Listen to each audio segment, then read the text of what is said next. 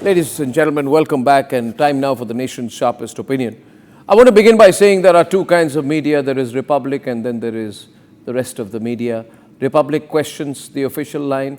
The rest of the media toes the official line. And this is the story all over again in the case of the crash report that was put out. The so-called report on why Air India 171 crashed. An unbelievably ham-handed report.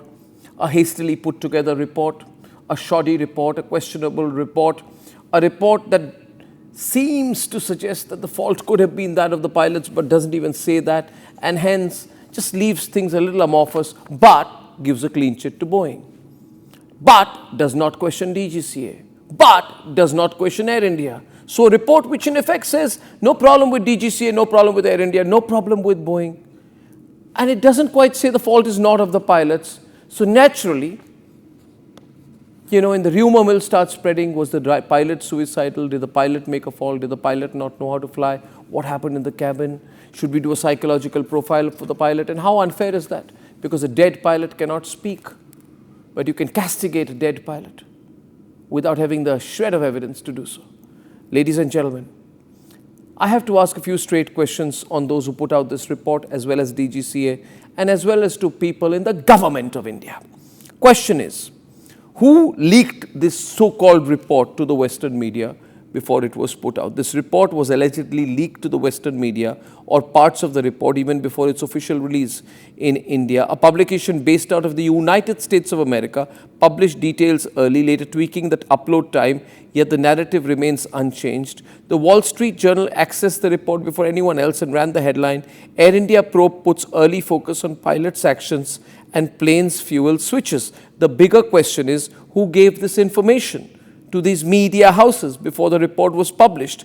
And then the Western media was very quick to join the dots and pin the entire blame on the pilots, following a similar pattern of deflecting scrutiny from Boeing. So you attack the pilots, you blame the pilots, you say the pilots are very bad, the pilots are inexperienced, and you protect Boeing. A headline on the British Boeing Broadcasting Corporation's YouTube page read, Air India crash, pilot cut off fuel to the engines, no fault with plane.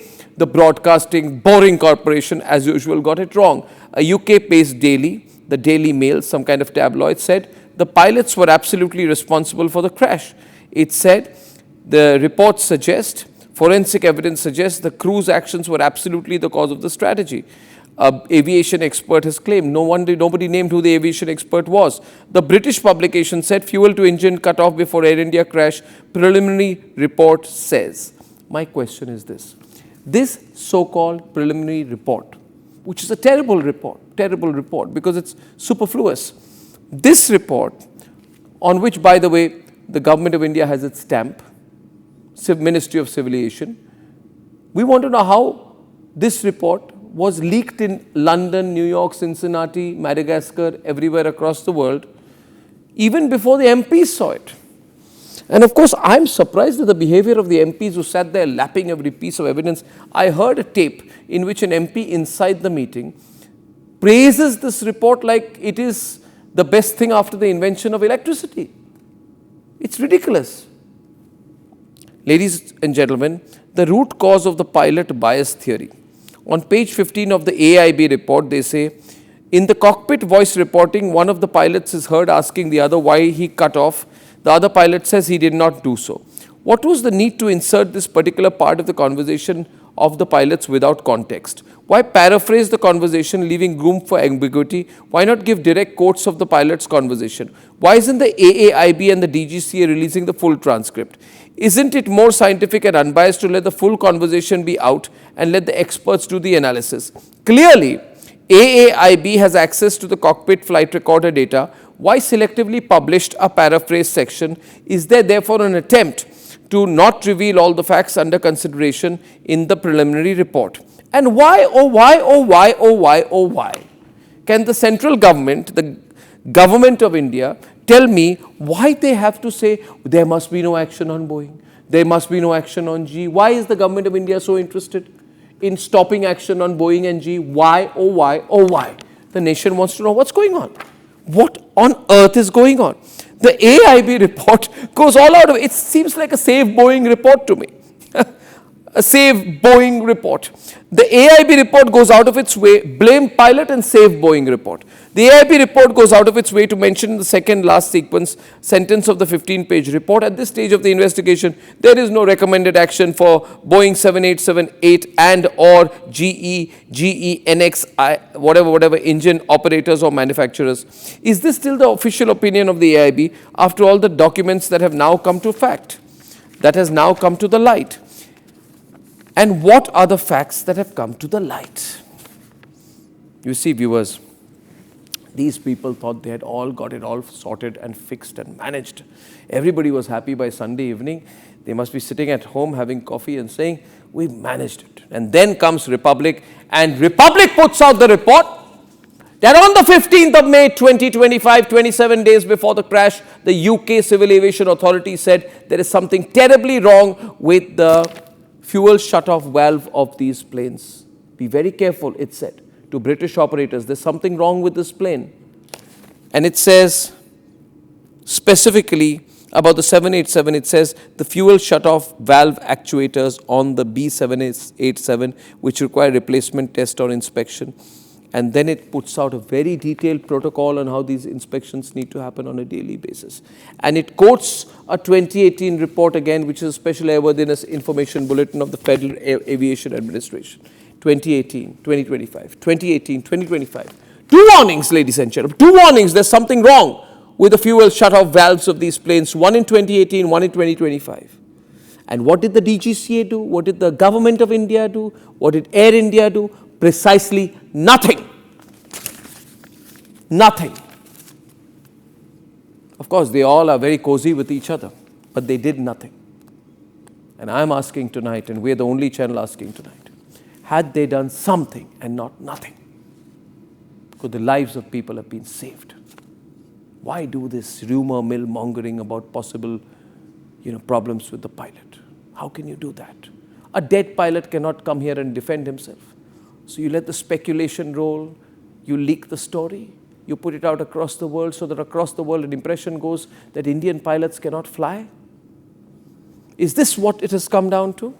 Now put this report out. All I want Air India to tell me and DGCA to tell me, did DGCA do what the UK Civil Aviation Authority did? If not, why not?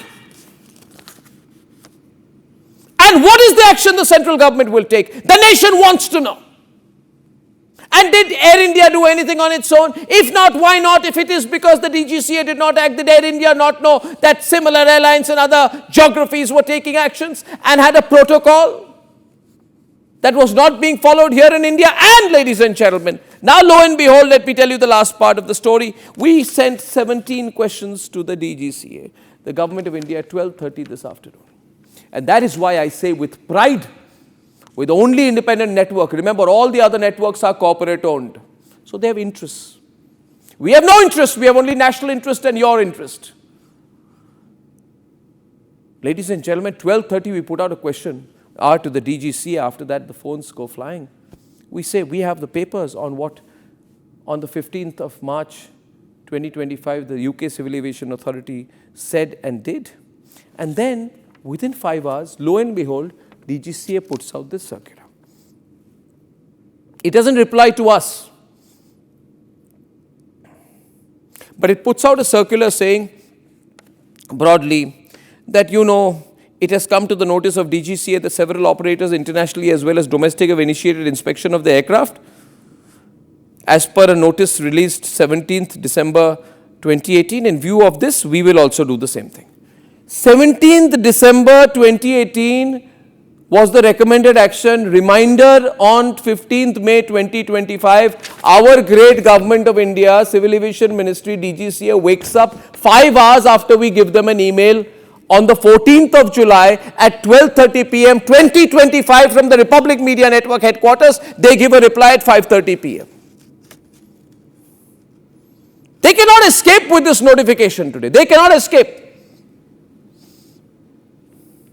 They cannot say we've acted 8 years later and after hundreds of people have died in an air crash and be grateful we've acted now. We're not grateful. We are angry, DGCA. We are damn angry with you. And the government of India is answerable to the people of India. want to know whether heads will roll for the delayed action. And if everything Republic Network is saying is so bad, then why are they taking the action now? Does it require an email from the Republic Media Network for the government of India to wake up? The nation needs to know, ladies and gentlemen. The nation needs to know. You must know. We put out these documents for you. Are the lives of Indians not important for the Director General of Civil Aviation? In 2018, the FAA's SAIB warned of a fault in the Boeing 7878 fuel control switch.